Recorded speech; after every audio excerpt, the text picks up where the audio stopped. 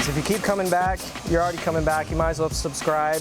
If you want to see more content like this, you know, it's never going to stop. There's always something going on at White Glove, so you might as well subscribe, hit that bell, just keep coming back. What's up guys, Darian with WhiteGloveAuto. Today we're going to be working on this commercial wrap for this customer's company car. It's a Ford F-250. It's a crazy design that we had designed. It's all ready to go, all paneled and everything. So we're just going to be showing you how to basically start to finish, put that on there, get the panels all lined up and everything. So let's just jump right into it. All right, so first things first, we are going to tape the panel up on the car. We want to make sure that it's lined up exactly where we want it before we start squeegeeing it on. So basically, we have the panels right here. We have the passenger rear and the passenger front. Whenever we line this up, we're actually going to be going off of the proof right here. This is what the design is going to look like, so we want to make sure that it's exactly where it belongs. Because if anything is falling out of place, then as we put the panels on further down the vehicle, it could end up skewed, things could end up crooked, and we just want to make sure that it hits the points it needs to every step of the way. So I'm just going to get this loosely taped up here. I'm not really trying to get it exactly where it belongs just yet. I just want to get it on the car. And then once it's up here, I'm going to start using any reference points that I can find on this picture that can help me narrow down the placement of the panel. That's a good starting point. This panel is ending right where it says the door edge is supposed to be, so I think I'm gonna actually have to cheat it back a little bit, which should be okay. It's just gonna be about an inch further back than it says it's supposed to be, but I know that there's about 2 inches extra on each side of the panel, so accounting for that, there should still be plenty of extra on either side. So now what I'm doing is, if this was exactly where I liked it, I could just put that on right now based off of the information I have in the picture, but since it's a little bit different, I'm gonna go ahead and hang this panel up too so that I can double check and make sure everything is gonna be okay once it gets down to the bed side and everything.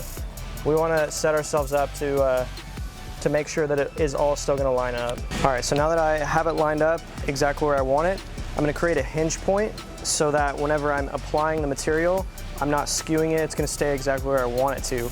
So the hinge point will allow me to do the top and then the bottom half separately. The benefit of this hinge point is just gonna make the door more controllable. It's not gonna get out of hand. It's gonna stay exactly in this spot. So once you have split the material and you draped it up over, you wanna go squeegee up from this hinge point right here. You basically just wanna work out. You wanna work as consistent and even as possible.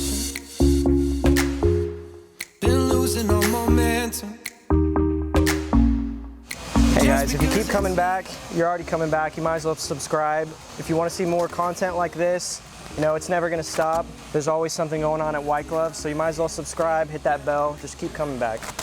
So this edge right here, I'm going to trim it right above this edge very gently on this trim piece, and then I'm going to go back with a tuck tool and I'm just going to kind of work that under there.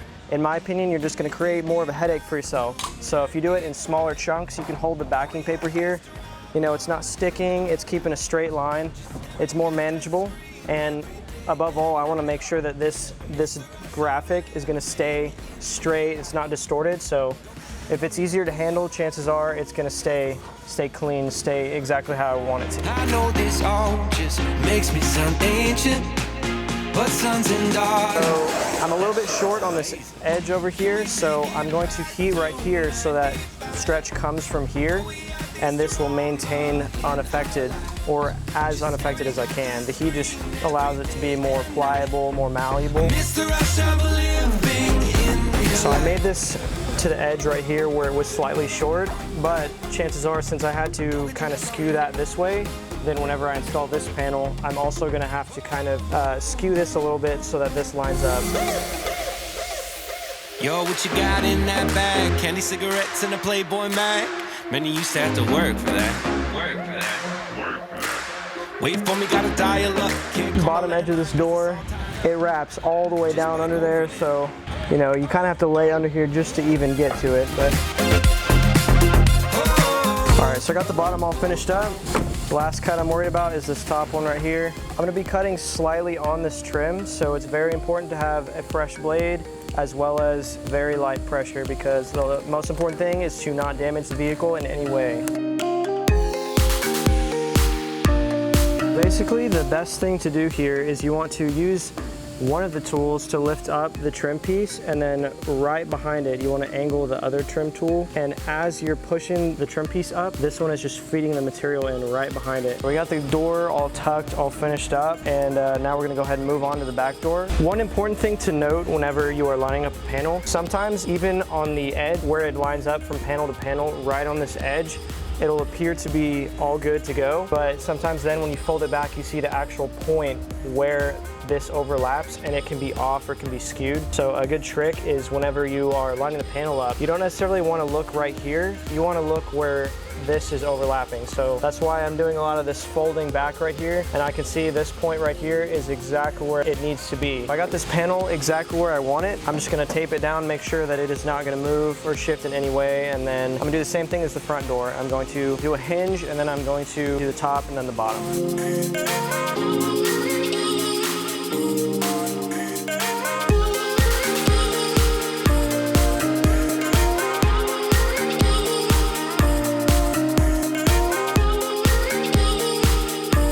Going to heat this right here and just glove it all the way across. What I had to do to make this meet here is I had to heat it and kind of pull it across before squeegeeing this in right here.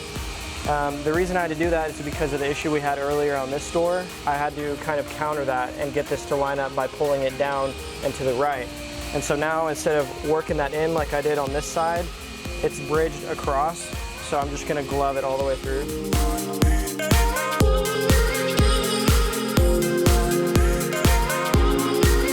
We got the majority of the door finished up. Now we just have this area between the door and the bed. This area is known for failure and just overall kind of a pain to work with. We're gonna go ahead and tackle that real quick. My main strategy is as I go around this bend, I wanna make sure that I go as even and as controlled as possible. I don't wanna go really deep on one area while this is still way further on the face over here. You just want to go like nice and even around the curve. You know, slow and steady in this case is the best bet in my opinion.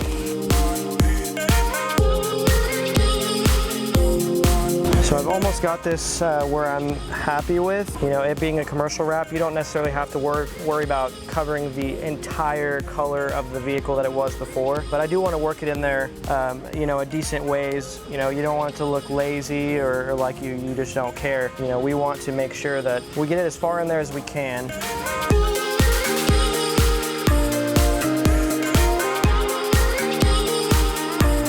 For this specific cut, since both of these pieces are going to stay on here, you can't just cut all the way to one side or all the way to the other. This side here folds in more compared to this side, so you have a deep side and a shallow side. So what I'm going to do is I'm going to lean against this door, but I'm going to kind of bevel it out. So there's enough to tuck on the door, but then there's still most of the material that's going to tuck on this pillar here.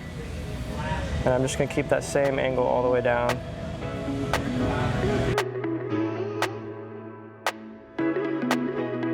Got my wrap glove on. I'm just gonna go ahead and tuck this edge right here. This is normally a pretty easy edge to tuck, but it's also pretty easy to mess up.